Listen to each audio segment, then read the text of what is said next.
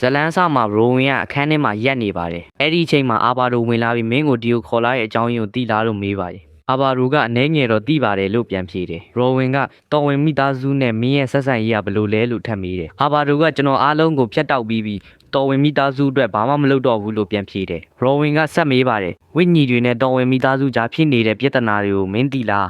မင်းမလုပ်ချင်ပဲလုပ်ခဲ့ရတဲ့အကြောင်းအရာတစ်ခုကြောင့်အဲလင်အတွက်ပြဿနာကြီးဖြစ်နိုင်တယ်လို့ပြောပါတယ်ဒါကိုကြားပြီးအာဘာဒိုကစိတ်ထိကြိုက်သွားပါတယ်နောက်တစ်ခါမှအဲလင်ကသူမအဖွားနဲ့မနှက်စာစားနေပါတယ်အဲ့ဒီအချိန်ရိုဝင်ဝင်လာပြီးအဲလင်နေကောင်းလားမင်းကိုအရန်လွမ်းနေတယ်လို့ပြောပါတယ်ဒါပေမဲ့အဲလင်ကတော့လုံးဝမတုံ့ပြန်ပါဘူးရိုဝင်ကဒီလိုမလုပ်ပါနဲ့မင်းကိုဘယ်လောက်ချစ်လဲသိတယ်မလားလို့ပြောပြီးမဲ့အဲလင်ကမကြားသလိုနေပါတယ်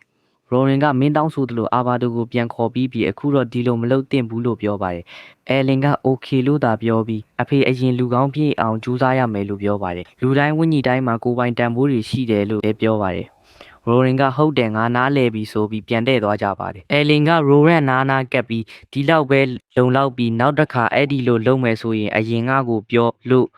တိုးလေးပြောပါတယ်။ရိုရင်ကဟုတ်ကဲ့လို့သဘောတူပါတယ်။အဲလင်ကအခုငါတို့ Black Hat ကိုစန့်ကျင်ပြီးအတူတူလုံနိုင်ပြီလို့ပြောပါတယ်။အဲလင်က River Sun ကိုပြောတာလို့ဖြေပါတယ်။အဲ့ဒီမှာလူတွေဝိုင်းရကြပါတယ်။နောက်ကမ်းမှာအဲလင်ကအိမ်တော်ထိန်းနဲ့တူပုံတိုင်းကစားနေပါတယ်။အိမ်တော်ကလူအားလုံးကိုခေါ်ပြီးအဲလင်ကိုပြောအောင်ကစားပေးရမယ်လို့ပြောပါတယ်။အဲလင်တယောက်တည်းရှာနေရပြီးမတွေ့လို့ဝမ်းနေလာပါတယ်။ပေါက်ကလာပြီးအဲလင်ကိုကူညီပါတယ်။အဖိုးကအားလုံးကိုလွယ်လွယ်ကူကူဖမ်းမိပါတယ်။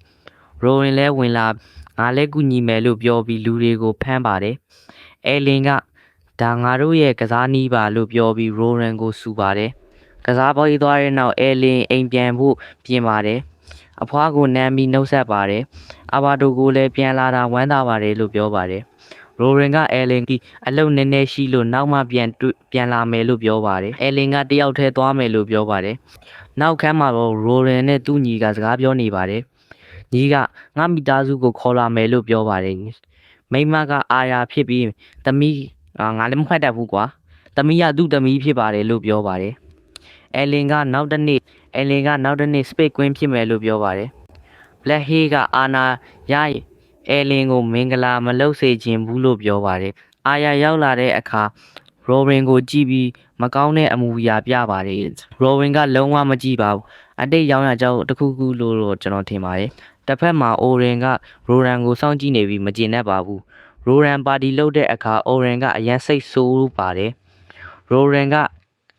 ညီရဲ့မင်္ဂလာဆောင်မနှက်ဖြန်ပါအဲလင်မတက်တာကောင်းမယ်လို့ပြောပါတယ်တော်ဝင်မိသားစုလာမှာဖြစ်ပြီး Black Hair လဲလာမယ်လို့ပြောပါတယ်အဲလင်ကသဘောတူပါတယ်မင်္ဂလာနေ့မှာတော်ဝင်မိသားစုရောက်လာပါတယ်အာရာကရိုရန်အိမ်တောင်ရှိတာသိပြီးအရန်အော်သွားပါတယ်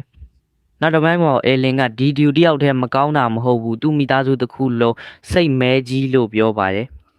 စာချုပ်လက်မှတ်ထိုးကနီးမှာဘောပင်ပြုတ်ကျလာပြီးပြဿနာဖြစ်လာမဲ့အခြေအနေဖြစ်ပါတယ်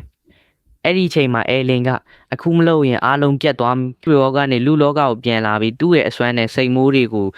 ပြုတ်လုပေးလိုက်ပါတယ်လူအားလုံးအံ့အားသင့်သွားပါတယ်ရိုရင်ကလုံးဝမယုံနိုင်ပါဘူးအဲ့ဒီအချိန်မှာပဲမင်းသားဟာအဲလင်ကိုတွေ့သွားပြီးအဲလင်နဲ့မျက်စိချင်းစုံပြီးကြည့်နေကြပါတယ်အချိန်မှာပဲ episode 4ပြီးဆုံးတော့ပါတယ်